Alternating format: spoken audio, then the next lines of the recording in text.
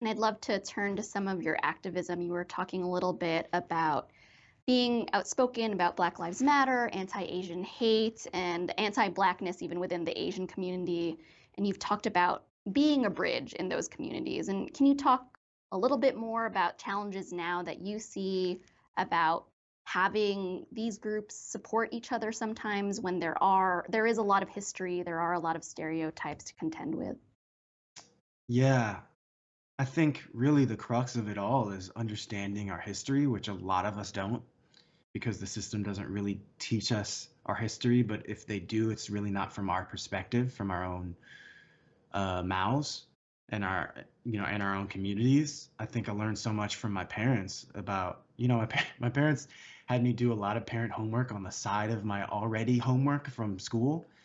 And a lot of that homework was sort of um, from from books and workbooks and textbooks that came from the community, right? That taught me Asian American history, that taught me African American history, that told me about our heroes in entertainment and social justice.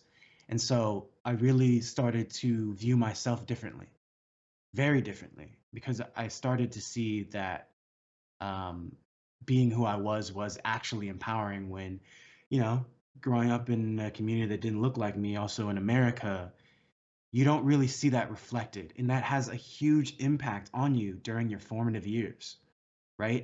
And I think and still with all that, for me, I only started talking about my Asian side 4 years ago.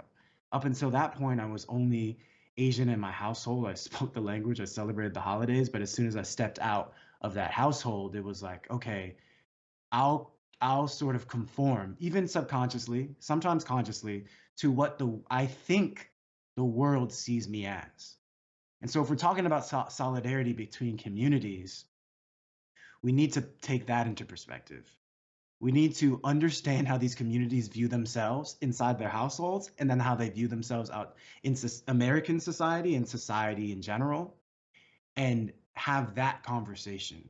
Because once we have that conversation, then we'll realize that we're not different. We have a lot of similarities in how we feel in terms of our insecurities and our differences, and we can come together just based off that. I grew up in a community that was mostly white and mostly Asian as well, and it was 0.00%, 0.01% black. I was at 0.001%.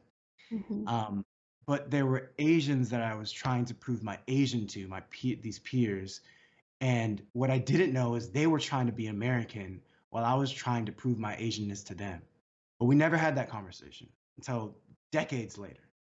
Mhm. So I just imagine like, what would that conversation have been like? Like, oh, I'm trying to be like you. Well, I'm trying to be like them. Why don't we just try to be like ourselves? And I think that would have changed the whole trajectory of like how we felt about ourselves in that moment in real time.